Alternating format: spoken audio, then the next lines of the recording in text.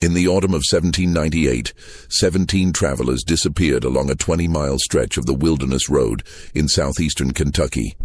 Each vanished without a trace, leaving behind only abandoned horses and scattered belongings that told no story of their fate. What makes these disappearances truly chilling isn't just their number, but the fact that local authorities deliberately buried every record of the investigation that followed.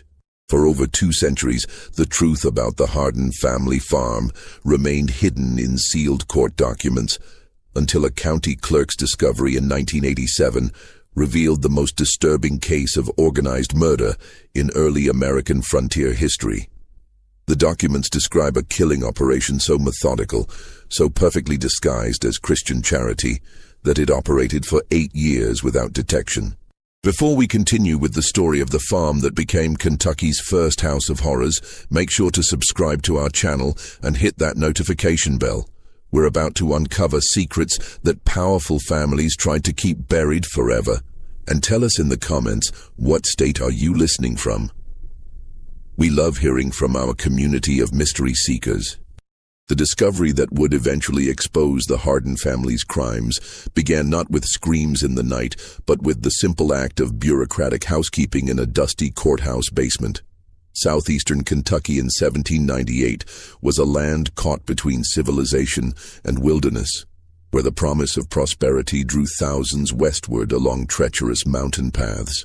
The Wilderness Road, carved through the Cumberland Gap by Daniel Boone 2 decades earlier, had become the primary artery for settlers moving west from Virginia and the Carolinas. This narrow, winding trail stretched for over 200 miles through some of the most unforgiving terrain in North America, where a single misstep could mean death from exposure, wild animals, or the countless human predators who haunted the frontier. Along this treacherous path, dozens of small communities had sprouted like wildflowers after rain, each one a beacon of hope for families seeking new beginnings in the untamed frontier. These settlements served as crucial waypoints where exhausted travelers could rest, resupply, and gather information about the dangers that lay ahead. The success or failure of these communities often depended on their ability to provide safe haven for the constant stream of migrants who passed through their borders. The township of Millfield sat at a crucial bend in the road, where the trail descended from the rocky ridges into the fertile valley of Beaver Creek. With barely 300 souls, it was the kind of place where everyone knew everyone else's business, or thought they did.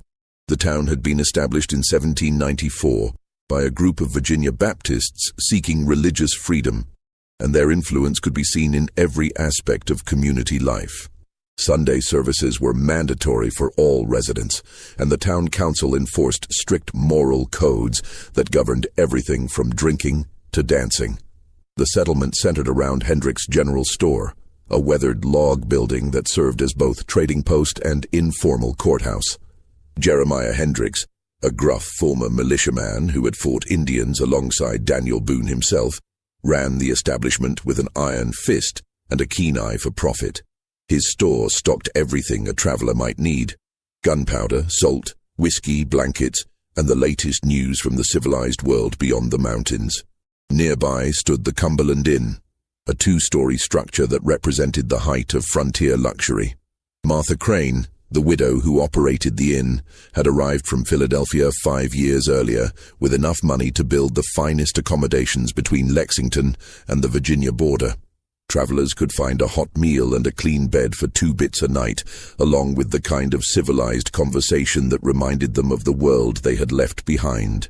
The town's spiritual center was the New Jerusalem Baptist Church, a modest log building that could hold the entire population during Sunday services. Reverend Ephraim Cole, a Harvard-educated minister who had abandoned a comfortable Boston pastorate for frontier missions, delivered sermons that blended traditional theology with practical advice for survival in an unforgiving land. His presence gave Millfield a sense of legitimacy that attracted settlers who might otherwise have passed through without stopping. Among Millfield's most respected residents were the Hardins, Ezekiel, his wife Temperance, and their 3 adult children, sons Caleb and Josiah, and daughter Mercy. The family had arrived in the spring of 1791, claiming to be refugees from brutal Indian raids that had devastated their previous home in eastern Virginia.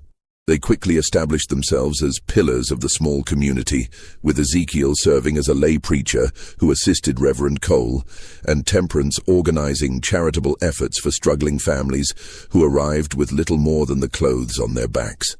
Ezekiel Hardin was a man who commanded respect through sheer force of personality. Standing well over 6 feet tall with the broad shoulders of a lifetime laborer, he possessed the kind of physical presence that made other men step aside when he entered a room. His deep voice could fill the church without effort, delivering sermons that moved listeners to tears with their passionate descriptions of divine love and terrible warnings about eternal judgment. Those who heard him preach often remarked that he seemed to speak with the authority of someone who had personally witnessed both heaven and hell. Temperance Hardin was equally impressive in her own way. A small, delicate woman with prematurely grey hair and hands that never seemed to rest, she had quickly become the community's unofficial physician. Her knowledge of healing herbs was encyclopedic, and she could treat everything from broken bones to difficult births with a skill that seemed almost supernatural. More than one family owed their lives to her midnight visits during times of crisis, and her reputation for medical miracles had spread throughout the county. Their children appeared to be perfect examples of frontier virtue. Caleb, the elder son at 26, possessed his father's imposing physical presence and his mother's gentle demeanor. He worked the family farm with tireless dedication while finding time to help elderly neighbors with their own crops. Josiah, 24, was smaller but more intellectual, often serving as the community's unofficial schoolmaster during the winter months when farm work slowed. At 22, Mercy was considered one of the most beautiful young women in the county, with a sweet disposition that made her popular among both men and women. The Hardin farm sprawled across 400 acres of prime bottomland along Beaver Creek, 3 miles south of town. The land had cost Ezekiel nearly every penny he possessed, but the investment had proven wise. The rich soil produced abundant crops of corn and tobacco, while the creek provided water for livestock and power for a small grist mill that served the surrounding area. Visitors often remarked on the farm's unusual prosperity, noting that the Hardins seemed to have more material wealth than could be explained by farming alone. Ezekiel had built his homestead with careful attention to both comfort and security. The main house was a 2-story log structure with stone chimneys and glass windows, an almost unheard-of luxury on the frontier. The rooms were furnished with pieces that seemed far too fine for a simple farming family. Carved chairs, imported china, silver candlesticks, and books that suggested education and refinement. A massive barn could shelter 50 horses, while a network of outbuildings included a smokehouse, dairy, blacksmith shop, and what Ezekiel described as the largest root cellar in the county. What made the Hardins particularly valuable to the community was their willingness to help travelers in distress. The frontier was unforgiving to those who traveled alone or unprepared, and barely a week passed without someone arriving at the farm seeking assistance. More than once, Ezekiel had ridden out in dangerous weather to assist a broken wagon or injured horse, often inviting stranded families to shelter at his farm until repairs could be made. Such hospitality was considered a Christian duty on the frontier, but the Hardins took it to extraordinary lengths. Temperance was particularly known for her willingness to treat injured or sick travelers, regardless of their ability to pay. Her medical skills had saved countless lives, and many families continued their journeys only because of her intervention. She maintained a well-stocked infirmary in one of the outbuildings, complete with surgical instruments and medications that most frontier doctors could only dream of possessing. The family's reputation for hospitality had grown so strong that by 1798, it was common for travelers to specifically seek out the Hardin farm when planning their journey. Local guides regularly directed parties toward Beaver Creek, assuring them that the Hardins would provide fair prices for supplies and safe shelter for the night. The family's guest book, which Mercy maintained with careful attention to detail, recorded hundreds of visitors over the years, merchants, ministers, families, and solitary adventurers who had found refuge at the prosperous farm. But in the harsh reality of frontier life, where death lurked behind every tree and trust could be fatal, appearances could be more than deceiving. They could be deadly. The first sign that something was terribly wrong came on October 13, 1798, when a merchant named Samuel Fletcher failed to arrive in Lexington as scheduled. Fletcher was no ordinary traveler. He was one of the most experienced and reliable merchants on the Wilderness Road, a man whose punctuality had made him wealthy in a world where timing could mean the difference between profit and devastating loss. For 12 years he had made the dangerous journey between Virginia and Kentucky 4 times annually, carrying manufactured goods west and raw materials east. Fletcher's business partner, Thomas Greeley, had worked with the merchant long enough to know his habits intimately. Fletcher never deviated from his planned schedule without sending word, and he never took unnecessary risks that might jeopardize his valuable cargo. When Greeley received no word after 5 days, 2 days beyond Fletcher's promised arrival, he knew something catastrophic had occurred. Greeley's search began at dawn on October 18th, following Fletcher's known route backward from Lexington. He questioned innkeepers, merchants, and farmers along the way, each of whom confirmed that Fletcher had passed through on schedule. The trail remained clear until Greeley reached the vicinity of Millfield, where Fletcher seemed to have simply vanished from existence.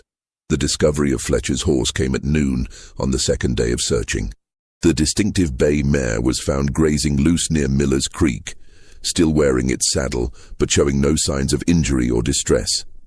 The animal appeared well fed and cared for, as if it had been deliberately released rather than abandoned in panic.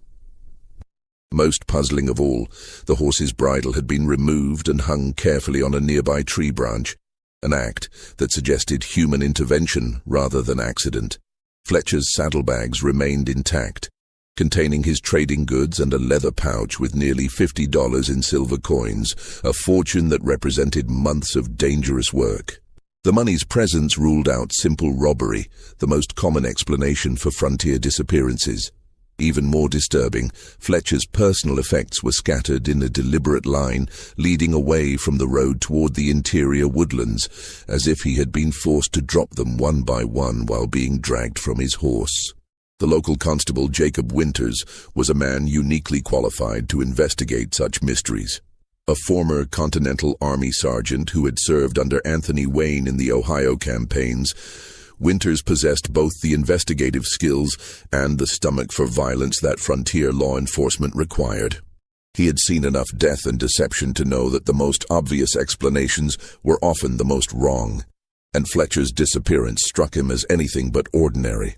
Winters organized a search party within hours of Greeley's report, gathering 12 of Millfield's most capable men for what he knew would be a difficult and potentially dangerous investigation. The searchers included Henrik Johansson, a Swedish immigrant whose tracking skills rivaled those of the local Indians, and Benjamin Stokes, a former bounty hunter who knew every hiding place within 50 miles of town. What the search party discovered defied all rational explanation. Fletcher's trail led clearly toward the Hardin farm, marked by torn fabric, caught on thorns, and occasional drops of what appeared to be blood. The signs suggested that the merchant had been alive but injured when he left the road, possibly struggling against captors who were forcing him deeper into the wilderness. But at the exact boundary of Hardin property, every trace of Fletcher's passage simply ceased to exist. The searchers spent hours examining the area where the trail ended, looking for any sign that might indicate Fletcher's fate. They found nothing. No disturbed earth, no hidden blood, no evidence of struggle. It was as if Samuel Fletcher had been lifted from the ground by invisible hands and carried away into thin air. Even Henrik Johansson, whose tracking abilities were legendary, admitted defeat when confronted with such a complete absence of evidence. When Winters questioned Ezekiel Hardin about the missing merchant, the patriarch's response was both cooperative and strangely rehearsed. Yes, Fletcher had stopped at the farm on October 13th, arriving just before sunset and seeking directions to a shortcut that would save him a day's travel to Lexington. Ezekiel had warned him against taking unfamiliar trails, especially with valuable goods and winter weather approaching, but Fletcher had insisted on trying the route. The merchant had been polite but hurried, declining Temperance's offer of a hot meal and a warm bed in favor of pressing on while daylight remained. According to Ezekiel, Fletcher had seemed nervous and distracted, constantly checking his saddlebags and looking over his shoulder as if expecting pursuit. When asked about this behavior, Fletcher had mentioned seeing strange men following him since leaving Virginia, but had dismissed Ezekiel's suggestion that he remain at the farm until a larger party could escort him to safety. The last the family had seen of him, Fletcher was riding north toward the ridge country, determined to find his shortcut despite growing darkness and threatening weather. Ezekiel's account was corroborated in exact detail by his entire family, each member providing identical descriptions of Fletcher's visit. They remembered his urgency, his dismissal of their warnings, even his precise words when declining their hospitality. Temperance recalled that the merchant had complained of stomach problems and had accepted a small bottle of her herbal medicine before departing. Caleb had offered to escort Fletcher to the ridge trail, but the merchant had refused, claiming that his business was too urgent for delays. Their consistency should have been reassuring to Constable Winters. Instead, it struck him as unnaturally perfect, like a story that had been carefully rehearsed and practiced until every detail was fixed in memory. Real witnesses, in Winters' experience, always contradicted each other on minor points while agreeing on major ones. The Hardin's account was too polished, too complete, too free of the small inconsistencies that marked genuine testimony. The constable's suspicions deepened when he noticed significant changes in the farm's layout since his last visit several months earlier. A new smokehouse had been built near the main barn, unusually large for a family operation, and constructed with thick stone walls that seemed designed for more than food preservation. Fresh earth surrounded several outbuildings, as if extensive digging projects had recently taken place. Most peculiar of all, the family's root cellar appeared to have been substantially enlarged, with new timber supports visible around an entrance that now seemed large enough to accommodate a wagon. When Winters asked about these improvements, Ezekiel explained that the family had enjoyed an exceptionally profitable harvest and had decided to invest in better facilities for storing and processing their crops. The enlarged root cellar was necessary for the increased volume of vegetables and preserved foods they planned to sell in Lexington, while the new smokehouse would allow them to cure meat for both family use and commercial sale. The explanations were reasonable and well delivered, but something in Ezekiel's manner suggested he was choosing his words with unusual care.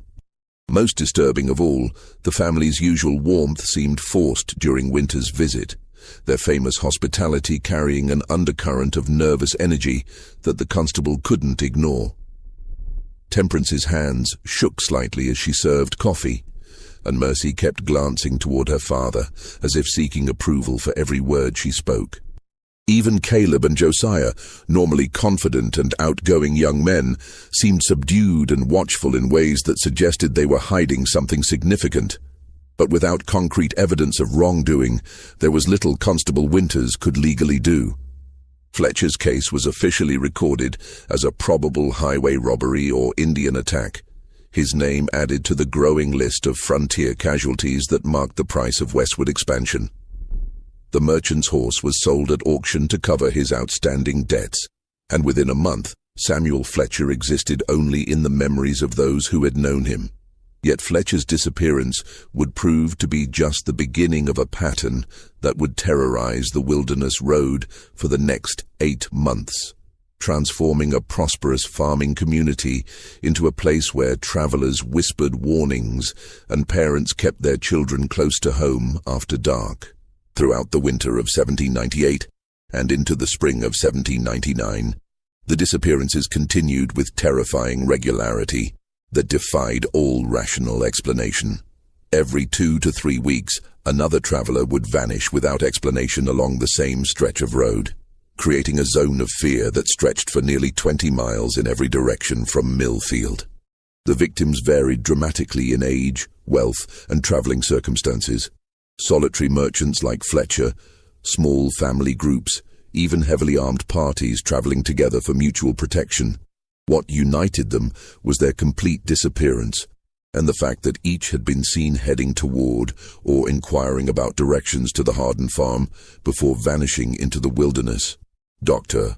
Marcus Cromwell disappeared in November during his journey from Richmond to establish a medical practice in Louisville. The 43-year-old physician had been carrying his entire life's work in the form of medical instruments, books, and supplies worth over $300, an investment that represented years of saving and planning. His wagon had been found overturned near Devil's Fork, 3 miles from the Hardin farm, with the contents scattered but apparently untouched. Local authorities assumed that Cromwell had been thrown from his seat during an accident and had wandered into the wilderness in a state of confusion, eventually dying of exposure. The explanation seemed reasonable until searchers discovered that Cromwell's medical bag was missing from the wreckage. The leather satchel contained surgical instruments of exceptional quality, including a bone saw and amputation kit that would be invaluable to anyone attempting to practice frontier medicine. No wild animal would have taken such items, and ordinary thieves would have been more interested in the coins and trade goods that remained scattered around the crash site. The Henley family vanished in December during one of the worst blizzards in recent memory. Jonathan Henley, his wife Elizabeth, and their 2 young children had been seeking shelter when their wagon became mired in a snowdrift only half a mile from the Hardin farm. According to Ezekiel's subsequent account, the family had never reached his property despite the short distance, presumably becoming lost in the storm and freezing to death in the wilderness. Their bodies were never found, despite extensive searches conducted when the weather cleared. What made the Henley case particularly disturbing was the discovery of their wagon a week after the storm. The vehicle had been pulled from the snowdrift and abandoned beside the road, cleaned of snow and apparently searched thoroughly. The family's clothing and personal belongings were gone, but their food supplies and tools remained untouched. Most puzzling of all, tracks around the wagon suggested that multiple people had worked together to free it from the drift, an act that would have required considerable time and effort in dangerous weather. January brought the disappearance of Reverend Nathan Cross, a circuit preacher carrying donations for a new church in Frankfurt. Cross was known throughout the region for his powerful sermons and his fearless travels through even the most dangerous areas of the frontier. The 50-year-old minister had survived Indian attacks, bandits, and countless natural hazards during 15 years of preaching, making his disappearance particularly shocking to communities that had come to view him as indestructible. Cross's horse was found 3 days after his disappearance, still carrying saddlebags that contained nearly $200 in church donations. The money's presence ruled out robbery as a motive, but raised disturbing questions about what kind of threat could have overcome such an experienced and resourceful man. Local authorities eventually concluded that Cross had suffered a heart attack or stroke while traveling, falling from his horse and dying somewhere in the vast wilderness that surrounded the wilderness road. Each disappearance followed the same inexplicable pattern. Abandoned horses found grazing loose or tied to trees, scattered personal belongings suggesting sudden violence or struggle, and trails that led inevitably toward Hardin property before vanishing completely. Yet whenever questioned by increasingly suspicious authorities, the Hardin family presented plausible explanations that were impossible to disprove. They had seen some of the travelers, yes, but only briefly and usually from a distance. Each victim had been warned about various dangers, bad weather, difficult terrain, reports of bandit activity, but had chosen to continue their journey despite the family's concerned advice. In several cases, the Hardins had offered food, shelter, or escort services that had been politely declined by travelers who seemed determined to maintain their schedules regardless of risk. Constable Winters found himself trapped in an impossible situation that grew more frustrating with each new disappearance. The Hardins were among the most respected families in the county, their reputation for charity and Christian virtue unquestioned by everyone except him. Ezekiel's sermons continued to draw crowds from surrounding townships, his passionate delivery and biblical knowledge impressing even educated ministers like Reverend Cole. Temperance's medical skills had saved dozens of lives during the previous summer's fever outbreak, earning her a reputation that bordered on sainthood among grateful families. To accuse such pillars of the community without ironclad proof would be professional suicide and social ostracism. Winters had seen what happened to lawmen who made accusations they couldn't prove. They found themselves friendless, unemployed, and sometimes facing charges of their own. The frontier operated on a complex web of personal relationships and mutual obligations, and attacking the wrong family could destroy a man's life more effectively than any legal proceeding. Moreover, the family's explanations, while consistently convenient, were entirely believable within the context of frontier life.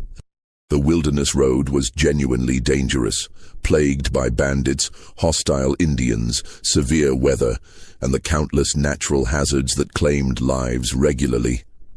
Dozens of travelers disappeared each year under circumstances far less mysterious than those surrounding the Hardin farm. What made this cluster of vanishings different was purely statistical.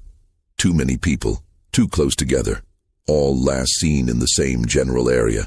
But statistics meant little in a world where evidence was everything, and evidence seemed to evaporate like morning mist whenever investigators approached the Hardin property. The family welcomed searches of their buildings and grounds, answered questions with apparent openness, and even provided volunteers for search parties that combed the surrounding wilderness for signs of the missing travelers. Their cooperation was so complete and enthusiastic that it felt almost like mockery to the increasingly frustrated constable.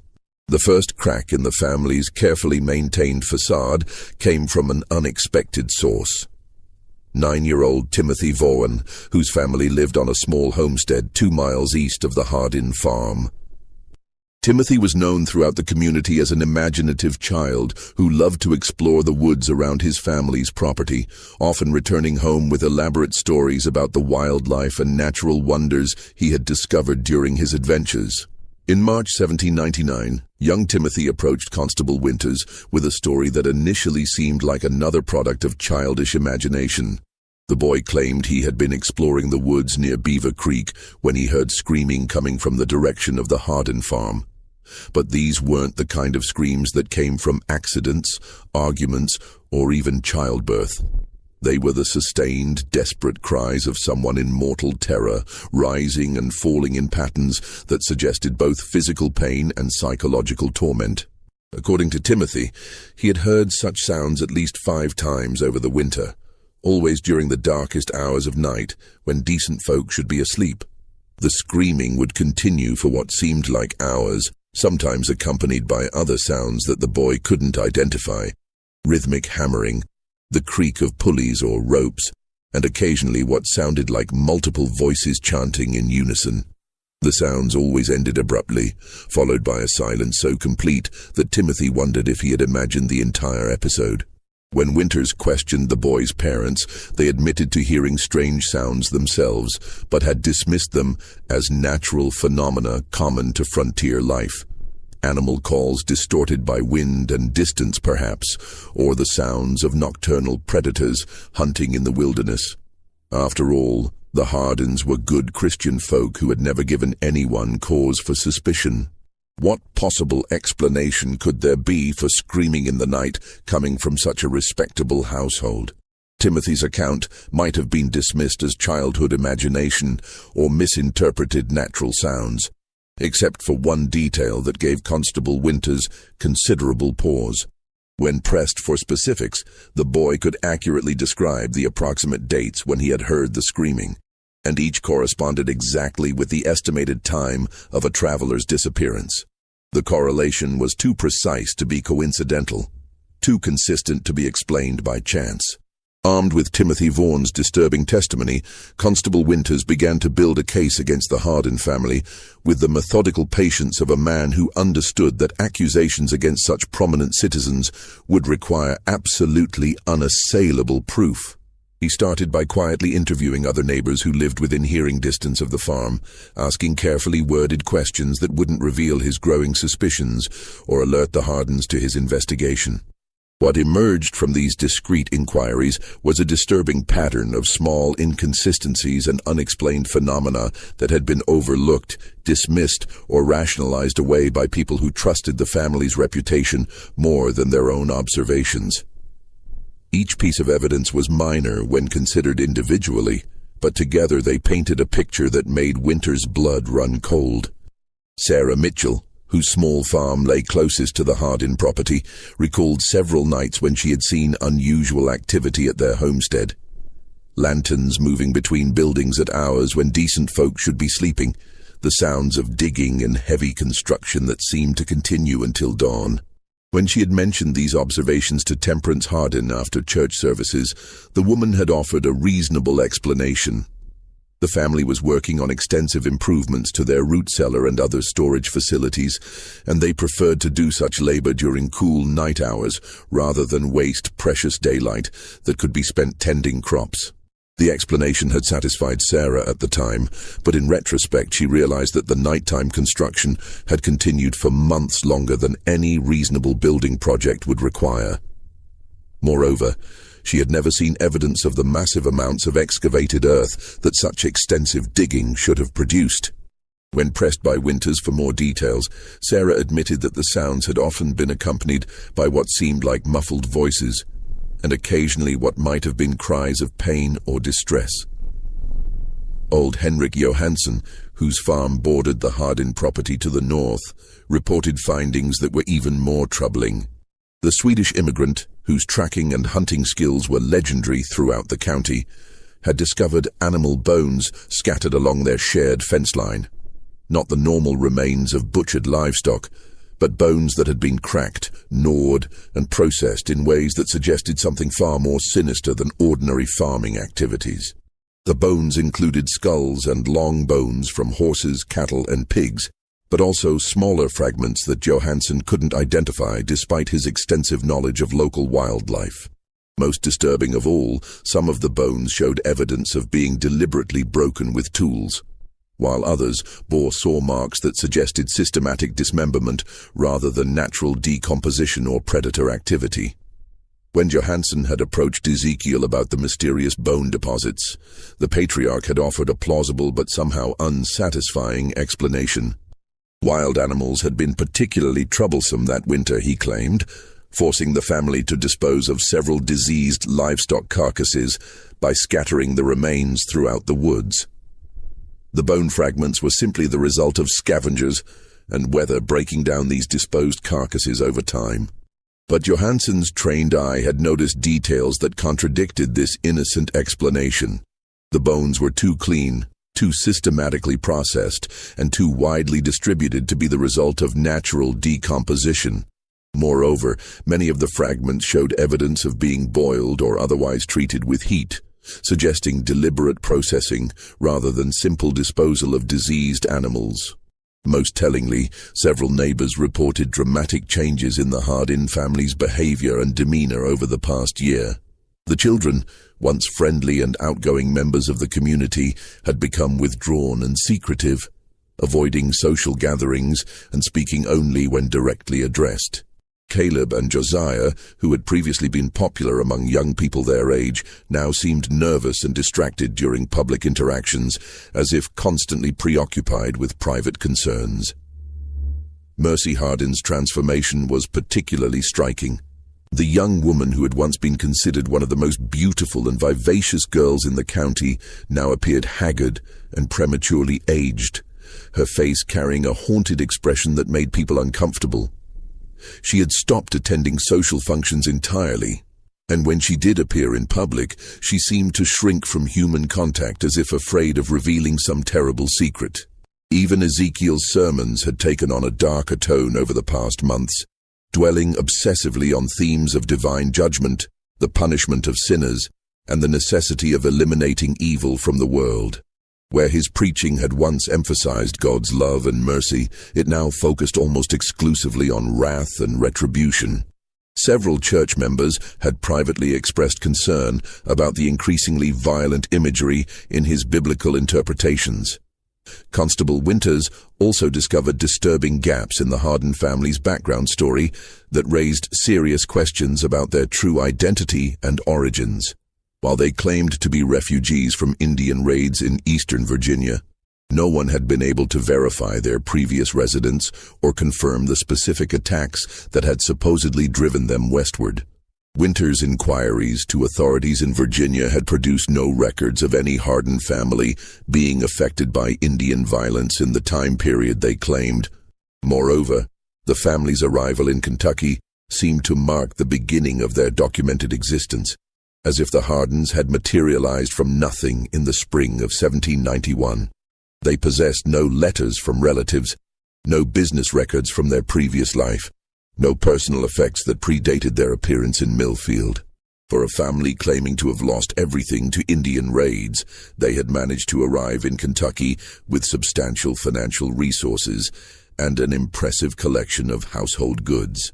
The constable's investigation received an unexpected and alarming boost in April 1799, when a traveling peddler named Isaac Brewster arrived in Millfield with information that transformed suspicion into near certainty. Brewster was a well-known figure throughout the frontier, a man whose business required him to travel constantly between settlements and who possessed an encyclopedic knowledge of events and personalities throughout the region. Brewster had spent the previous winter in eastern Tennessee, where he had heard disturbing stories about a series of disappearances that had plagued the Holston River Valley between 1789 and 1791.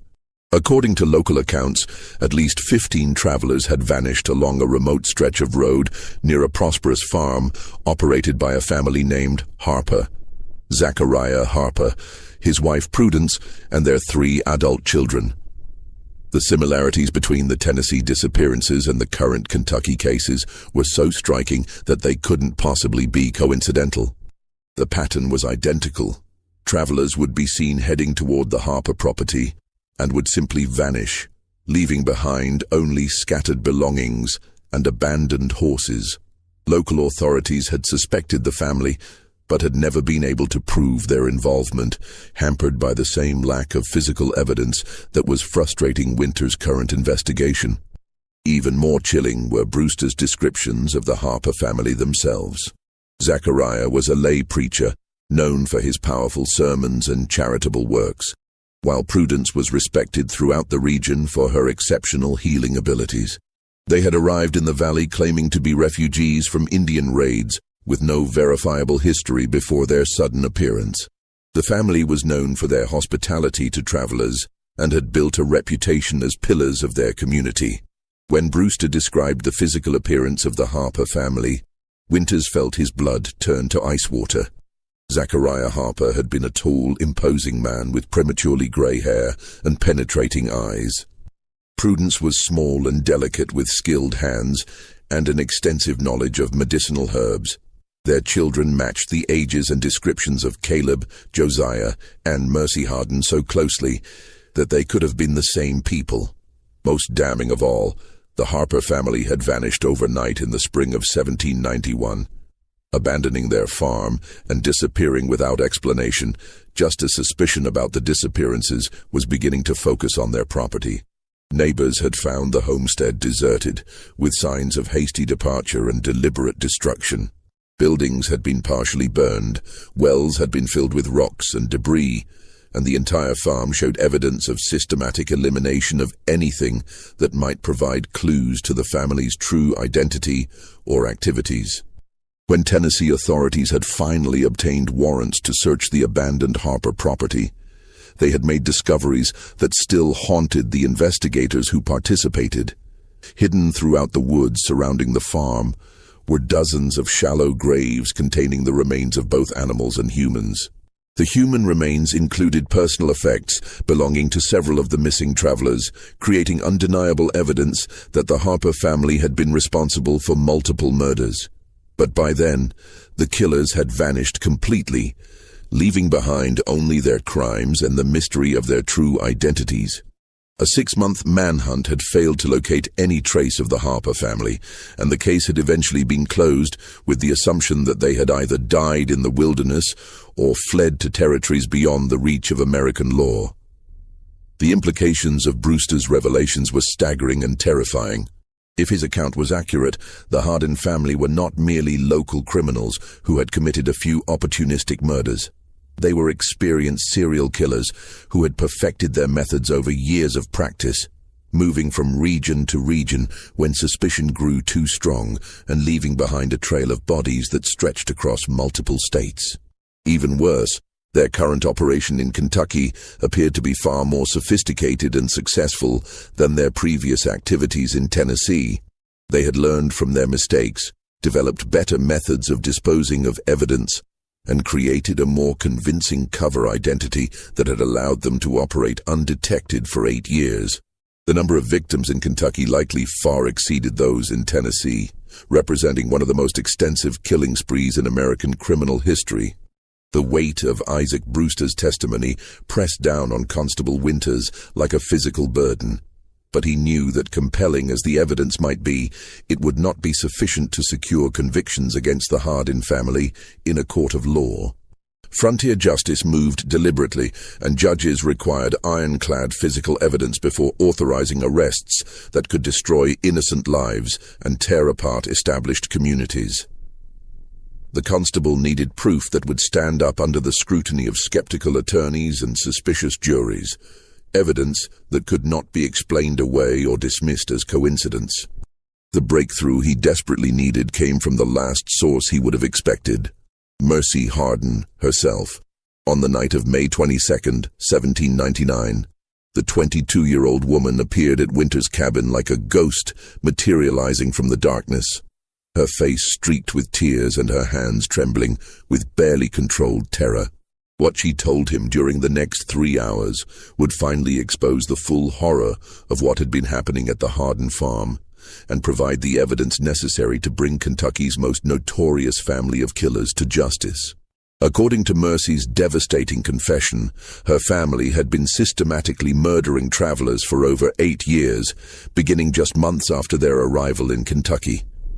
But what made her testimony truly horrifying was not just the scope of their crimes, but the methodical, almost ritualistic way in which the murders had been planned and executed. The killing operation, as Mercy described it, was far more sophisticated than Winters had imagined possible. Her father, Ezekiel, had convinced the family that they were carrying out God's work by eliminating what he called unworthy souls who traveled the frontier roads. The murders weren't random acts of violence driven by greed or opportunity, but carefully planned executions that served both what Ezekiel claimed was divine justice and the family's increasingly elaborate material needs. The process began with what the family called evaluation. When promising targets approached the farm, travelers with valuable goods, significant amounts of money, or skills that the family coveted, Ezekiel would engage them in seemingly innocent conversation designed to assess their moral character. He would ask about their reasons for traveling, their families, their business dealings, and their religious beliefs, all while presenting himself as a concerned Christian neighbor worried about their safety. Based on these conversations, Ezekiel would determine whether each traveler deserved what he called judgment. The wealthy were automatically guilty of greed and materialism. Educated individuals were condemned for pride and intellectual arrogance. Families traveling with young children were accused of recklessly endangering innocent lives. Even ministers and missionaries could be found guilty of false piety or doctrinal errors that marked them as heretics deserving death. Once Ezekiel had pronounced his secret verdict, the family would spring into action with the precision of a military operation. They would invite the condemned travelers to stay the night, citing concerns for their safety on dangerous roads or offering assistance with repairs to wagons or equipment. The family's reputation for hospitality made such invitations almost impossible to refuse, especially during bad weather or when travelers were genuinely in need of help. The doomed visitors would be welcomed into the main house and treated to what appeared to be genuine frontier hospitality. Temperance would prepare elaborate meals, showcasing her cooking skills, while the children would entertain guests with music, conversation, and displays of their education and refinement. The evening would conclude with family prayers led by Ezekiel, whose powerful voice and biblical knowledge impressed even skeptical visitors. But the final course of every meal contained a carefully prepared mixture of herbs that Temperance had perfected over years of experimentation. The drug cocktail was virtually undetectable when mixed with strong coffee or whiskey, producing effects that mimicked natural exhaustion after a long day of travel. Victims would gradually become drowsy and disoriented, accepting the family's suggestion that they retire early to recover their strength for the next day's journey. The drugged travelers would awaken to find themselves bound and helpless in the farm's underground chambers, a complex network of rooms and tunnels that had been excavated far beyond what any normal root cellar would require. According to Mercy's terrified description, the subterranean complex stretched for nearly 200 yards from the main house, with multiple levels connected by stone steps and wooden ladders. The largest chamber served as what Ezekiel called his courtroom, a grotesque parody of legal proceedings complete with a makeshift judge's bench carved from limestone, iron shackles set into the stone walls, and religious symbols that had been perverted into instruments of terror. Here, Ezekiel would preside over formal trials that determined each captive's final fate, presenting evidence of their supposed sins and delivering verdicts that were predetermined before the proceedings even began. But the trials were not merely sadistic theater, they served a practical purpose in the family's twisted psychology.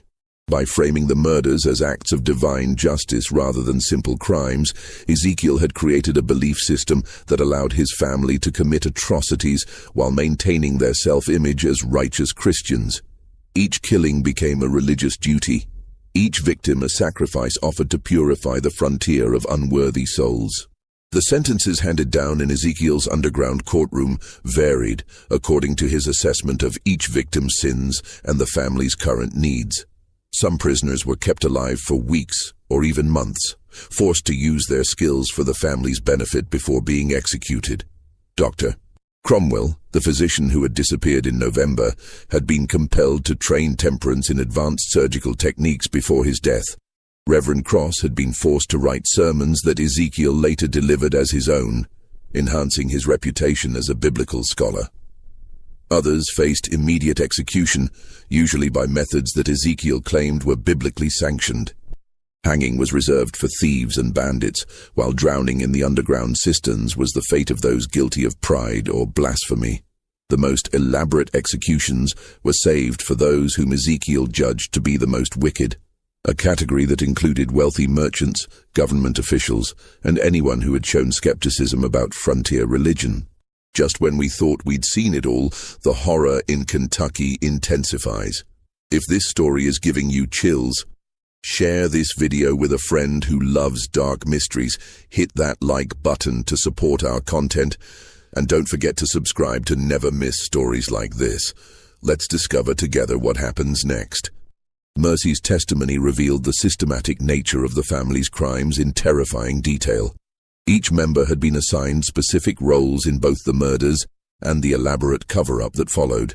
Caleb and Josiah served as the muscle of the operation, responsible for capturing victims, maintaining the underground complex, and disposing of bodies through a limestone cave system that connected to the deepest parts of the excavated chambers. Their size and strength made them ideal for the physical demands of moving unconscious prisoners and heavy loads of earth and stone. Mercy herself had been forced to serve as the family's record keeper, maintaining detailed ledgers that documented every victim's identity, possessions, and method of disposal. Her careful handwriting filled dozens of notebooks with information that read like a merchant's inventory, except that the goods being catalogued were human lives and the transactions were murders. Each entry included the victim's name, age, appearance, estimated wealth, and personal belongings, along with notes about their final words and behavior during their imprisonment. Temperance's role was perhaps the most crucial to the operation's success. In addition to preparing the drugs that incapacitated victims, she served as the family's medical expert, keeping prisoners alive when their skills were needed and ensuring that executions proceeded without complications that might create evidence. Her knowledge of anatomy, gained through years of frontier medical practice, had been perverted into expertise in torture and murder. Most chilling of all, Temperance had developed what she called treatments for prisoners who proved uncooperative or attempted to escape. These punishments were designed to break the will without causing death, using techniques that combined her medical knowledge with psychological torture. Prisoners who refused to comply with the family's demands would find themselves subjected to calculated doses of pain and terror until they became completely submissive. The family's success in avoiding detection had depended on more than just careful planning. It required an elaborate system of disposal and deception that eliminated all evidence of their crimes. Bodies were never buried on the farm property itself, but were instead transported through the cave system to remote limestone caverns that lay several miles from the homestead. These natural chambers provided perfect conditions for decomposition, while their distance from the farm made discovery virtually impossible. Personal belongings were sorted with the efficiency of experienced merchants. Valuable items, money, jewelry, fine weapons and tools were either kept by the family or sold in distant markets where they couldn't be traced to missing persons. Less valuable objects were carefully scattered along roads throughout the region, creating false trails that suggested robbery or Indian attacks. Even victims' clothing was processed systematically, with useful garments kept for the family's use, while distinctive items were destroyed to prevent identification. The horses presented a particular challenge, since they were both valuable and easily recognized by people familiar with the victims. The family had developed relationships with unscrupulous horse traders in distant counties who asked no questions about the animals' origins. By selling the horses far from where their owners had disappeared, the Hardins created additional false trails that further confused investigations. But perhaps the most ingenious aspect of their deception was the way they used their charitable activities to deflect suspicion. Every act of kindness, every medical treatment provided by Temperance, every sermon delivered by Ezekiel served dual purposes. They genuinely helped the community while creating a reputation that made the family virtually above suspicion. Who would believe that people who saved lives during epidemics could be responsible for systematic murder? The family had even developed contingency plans for different types of investigations. If authorities became too suspicious, they would temporarily cease their killing activities while increasing their charitable works to reinforce their reputation.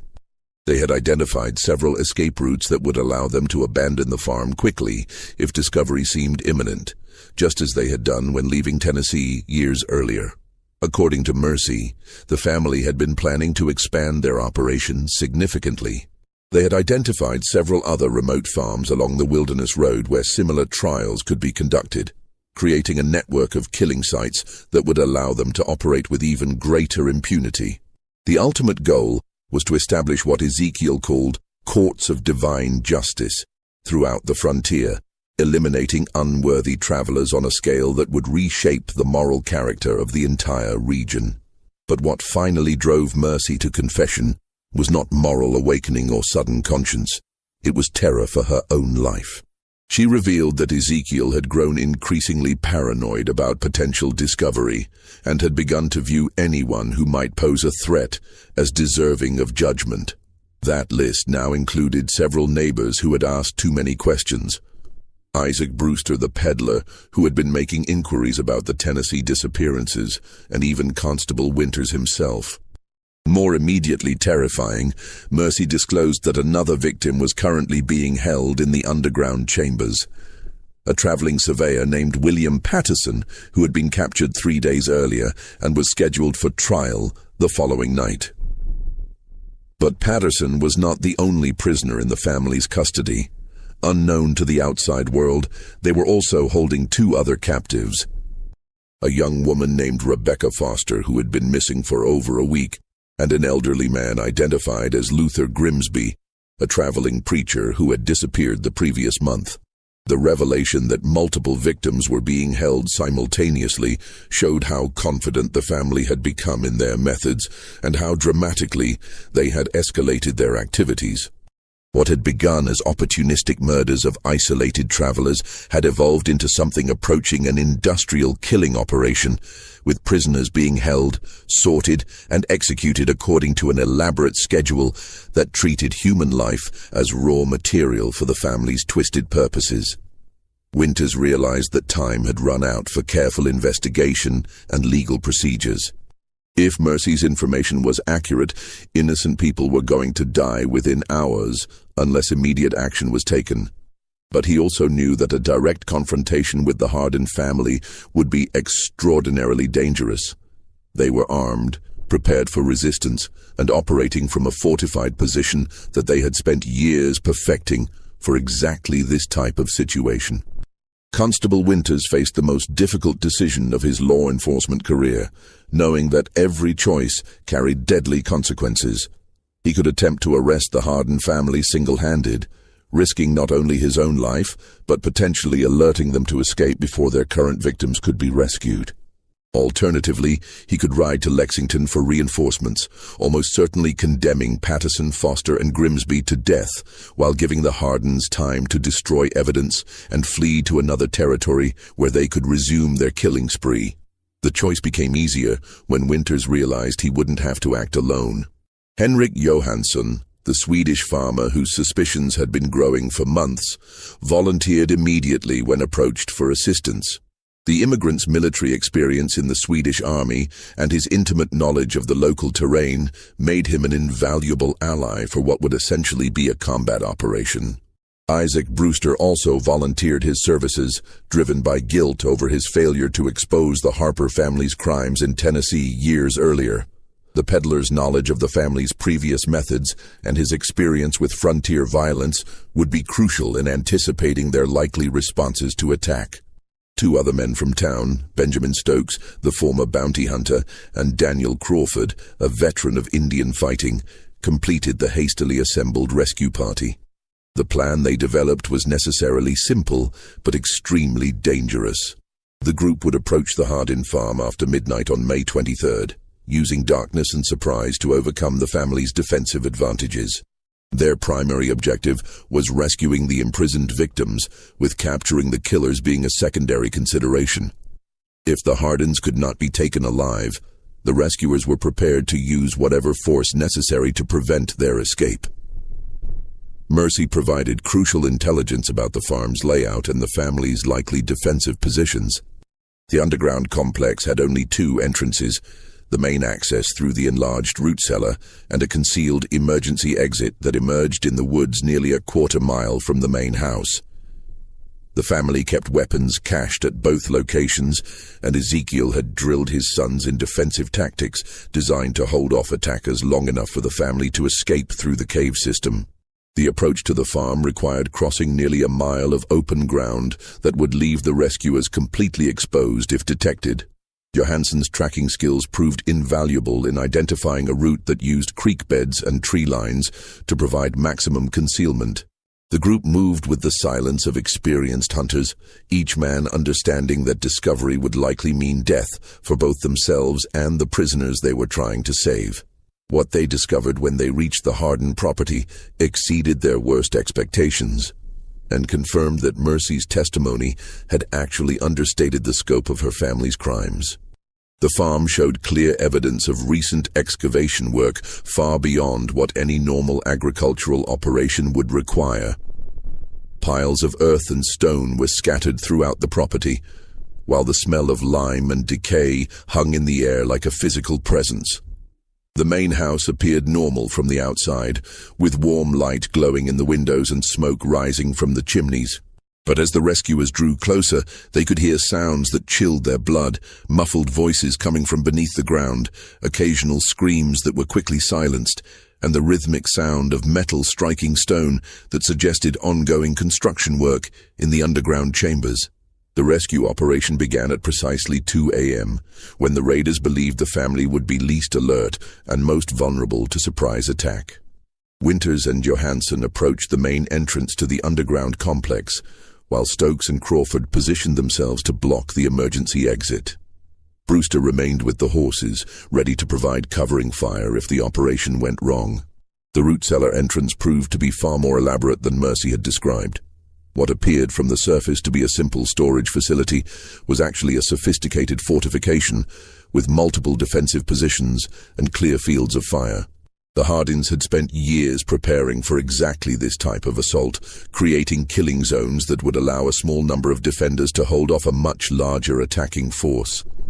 But the raiders' greatest advantage was complete surprise.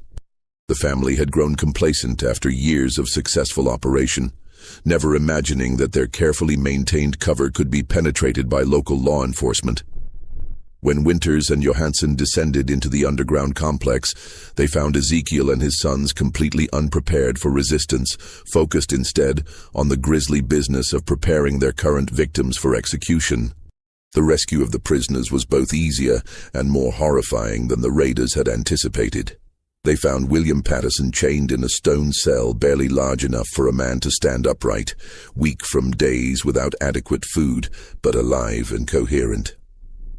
Rebecca Foster was in worse condition, showing signs of the treatments that Temperance had used to break her resistance. Luther Grimsby was barely conscious, his health broken by weeks of captivity and psychological torture. But the prisoners were not the only occupants of the underground complex. As the raiders penetrated deeper into the cave system, they discovered evidence of the family's crimes that defied human comprehension. The limestone chambers contained a charnel house of human remains spanning nearly a decade of systematic murder. Bones, clothing fragments, and personal effects were scattered throughout multiple rooms, creating an archaeological record of atrocity that would take weeks to fully catalogue. The physical evidence was overwhelming in both scope and detail. In addition to the human remains, the raiders found the detailed records that Mercy had described, written in her careful handwriting and organized with the precision of a merchant's ledger.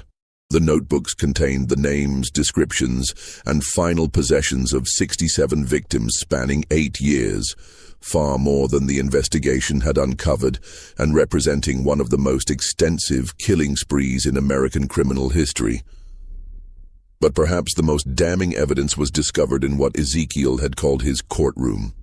The underground chamber contained not only the makeshift judge's bench and religious symbols that Mercy had described, but also a collection of personal trophies taken from victims. Scalps, jewelry, weapons, and other mementos were displayed like battle honors, creating a museum of murder that revealed the full extent of the family's sadistic pride in their crimes.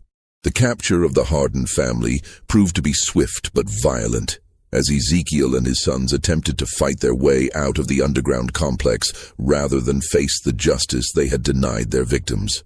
The patriarch showed no surprise at being discovered, instead launching into a rambling sermon about divine judgment and the righteousness of his mission, even as gunfire echoed through the stone chambers. Caleb and Josiah fought with the desperate fury of men who knew they faced certain death if captured, using their intimate knowledge of the cave system to launch attacks from concealed positions. The battle raged through multiple chambers for nearly an hour, with the raiders forced to advance carefully through passages that the defenders had prepared as killing zones. The end came when Temperance, trapped in the main house above, attempted to destroy evidence by setting fire to the building and its contents. The flames spread rapidly through the dry timber structure, threatening to collapse the main entrance to the underground complex and trap everyone below. Faced with the choice between burning alive and surrendering, the surviving Hardins finally laid down their weapons. Only Mercy surrendered willingly, her confession having already condemned her family and sealed their fate. She was found in her room, kneeling in prayer and apparently resigned to whatever judgment awaited her. Her cooperation with the investigation had been motivated not by moral awakening, but by terror that her father's paranoia would eventually mark her for execution along with the family's other perceived enemies. The aftermath of the Hardin family's capture sent shockwaves throughout Kentucky and the broader frontier region, forcing communities to confront the terrifying reality that one of their most respected families had been systematically murdering travelers for nearly a decade. The evidence recovered from the underground complex was so overwhelming and disturbing that local authorities struggled to process the full scope of the crimes. The investigation that followed the raid revealed details that exceeded even the raiders' worst expectations. The cave system beneath the Hardin farm was far more extensive than anyone had imagined, stretching for nearly 2 miles through natural limestone caverns that the family had modified for their murderous purposes. Multiple chambers had been excavated and reinforced, creating an underground complex that could house dozens of prisoners simultaneously. The physical evidence recovered from these chambers painted a picture of systematic murder that spanned not just the 8 years the family had lived in Kentucky, but potentially decades of similar crimes in other territories. In addition to the 67 victims documented in Mercy's careful records, searchers found personal effects and human remains that suggested the true number of murders was significantly higher. Particularly disturbing was the discovery of children's clothing and toys among the recovered evidence, indicating that entire families had been murdered rather than just individual travelers. The Henley family, who had disappeared during the December blizzard, were found to have been held in the underground complex for over a week before being executed. Their children, ages 6 and 8, had been kept alive for several days after their parents' deaths before being killed, and their bodies disposed of in the deepest parts of the cave system. The trial of the Hardin family began in late June 1799 and lasted for nearly a month, drawing spectators from across Kentucky and the surrounding territories. The courthouse in Lexington was packed daily with crowds that included victims' relatives, curious onlookers, and legal experts who recognized the case as unprecedented in American criminal history. The evidence presented was so overwhelming and disturbing that the presiding judge, Honorable Samuel Whitmore, ordered portions of the testimony sealed from public view. Ezekiel Hardin's behavior during the trial shocked even experienced court observers. Rather than showing remorse for his crimes or attempting to minimize his family's responsibility, he used his testimony as an opportunity to deliver extended sermons about divine justice and the righteousness of his mission. He claimed that every murder had been sanctioned by God as part of a holy war against sin and corruption on the frontier. According to Ezekiel's twisted theology, he and his family had been chosen as instruments of divine judgment, tasked with eliminating unworthy souls who posed a threat to the moral order of Christian civilization. The money and goods taken from victims weren't theft, but righteous compensation for their sacred work. The elaborate underground complex wasn't a prison, but a courthouse where God's justice was administered according to biblical principles. His wife and sons maintained their innocence despite overwhelming evidence, insisting they had been coerced into participating by Ezekiel's religious fanaticism and threats of violence. Temperance claimed that her medical knowledge had been used against her will to keep prisoners alive, while Caleb and Josiah testified that their father had convinced them they were fighting a holy war against agents of Satan who threatened their community. These claims were contradicted by extensive evidence showing that all family members had participated willingly and enthusiastically in the murders. Mercy's detailed records included notations in different handwritings, indicating that each family member had contributed to documenting their crimes. Personal items found in their rooms included trophies taken from victims, suggesting that the killings provided psychological satisfaction rather than mere material gain. Only Mercy Hardin expressed genuine remorse for her role in the murders, though her testimony revealed that her cooperation with authorities had been motivated primarily by fear rather than moral awakening. She provided crucial details about the family's methods and helped identify many of the victims whose remains had been found in the cave system.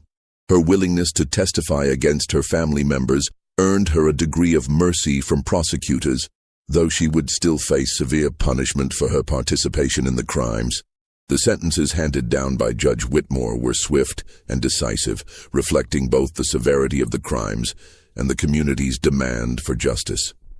Ezekiel, Temperance, Caleb, and Josiah Hardin were all condemned to death by hanging, with the execution scheduled for August 15, 1799. The date was chosen deliberately. It marked exactly 1 year since Samuel Fletcher's disappearance had first exposed the family's crimes and begun the investigation that led to their capture. Mercy Hardin received a sentence of life imprisonment, sparing her from execution in exchange for her cooperation with authorities and her youth at the time many of the crimes were committed. She would spend the remaining 43 years of her life in the Kentucky State Penitentiary, becoming one of the longest-serving prisoners in the institution's history.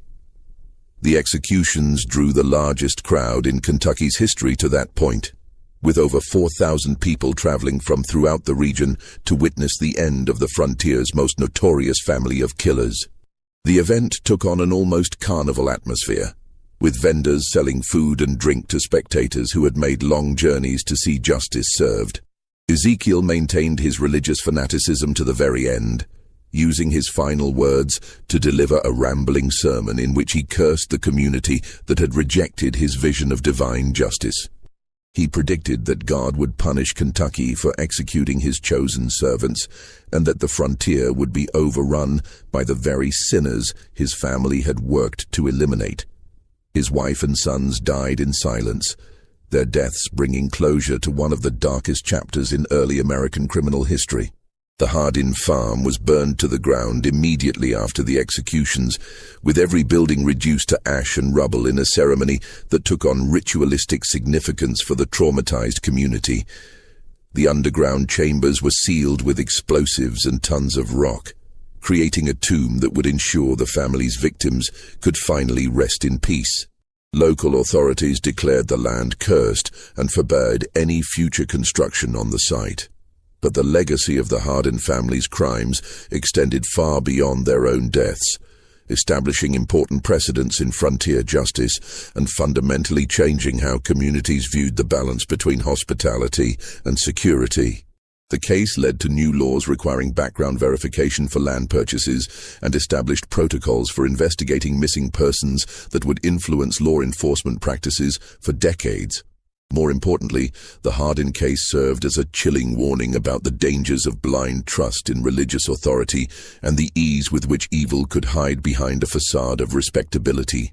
Communities throughout the frontier began questioning their assumptions about neighbors and strangers alike, recognizing that surface appearances could mask the darkest intentions.